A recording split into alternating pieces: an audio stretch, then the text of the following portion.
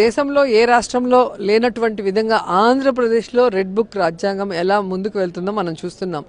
Officials ముఖ్యంగా police ఆఫీసర్లు పైనుంచి కింద వరకు పార్టీ ప్రెజర్ అనే ఒక కుంటి సాకు చెప్పుకొని ఏ విధంగా ఎమ్మెల్యేలు చెప్పిన వాళ్ళకి, మంత్రులు చెప్పిన వాళ్ళకి, లోకేష్, చంద్రబాబు నాయుడు, పవన్ కళ్యాణ్ చెప్పిన వాళ్ళని ఎలా టార్గెట్ చేసి తప్పుడు కేసులు పెట్టి జైల్లో పెడుతున్నారో కళ్ళారా మీరు చూస్తున్నారు. మిథునన్న విషయంలో తీసుకోండి, కాకాన గోవర్ధన్ విషయంలో తీసుకోండి, చెవిరెడ్డి గారి విషయంలో తీసుకోండి, ఎవరిని తీసుకున్నారు. ఈరోజు వాళ్ళ పిల్లల్ని కూడా చెవిరెడ్డి కొడుకు పెట్టాలంటున్నారు. మొన్న హారిక గారి మీద వీళ్లే దాడి చేసి మళ్ళీ ఆవిడ మీద రిటర్న్ పెట్టడం.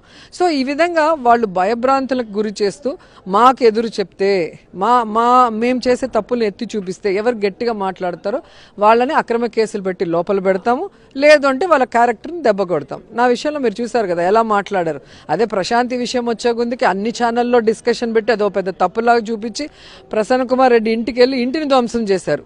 ఒక ముసలావిడ వాళ్ళ మదర్ ఇంట్లో ఉంటే కూడా పట్టించుకోకుండా ధ్వంసం చేశారు, కేసులు ఫైల్ చేశారు. మళ్ళీ వెంటనే ఈరోజు నగరి నియోజకవర్గంలో భానుప్రకాష్ అంత వల్గర్గా తండ్రి స్టాచ్యూ ఓపెన్ చేసినప్పుడు తండ్రి గొప్పతనం చెప్పుకో, ఉంటే ఏదన్నా తండ్రి ఏదన్నా చేస్తుంటే నగరికి అది చెప్పుకోవాలి. అది వదిలేసి టవర్ క్లాక్ దగ్గర కాన్స్టెన్సీ మధ్యలో అన్ని బూతులు మాట్లాడితే నేను స్వయంగా వెళ్ళి లాయర్తో కేసు పెడితే ఇంతవరకు కేసు ఫైల్ చేయలేదు. ఎస్పీకి పంపించడం ఇంతవరకు పెట్టలేదు. ఏ ఛానల్లో కూడా వాళ్ళు డిస్కషన్ పెట్టరు.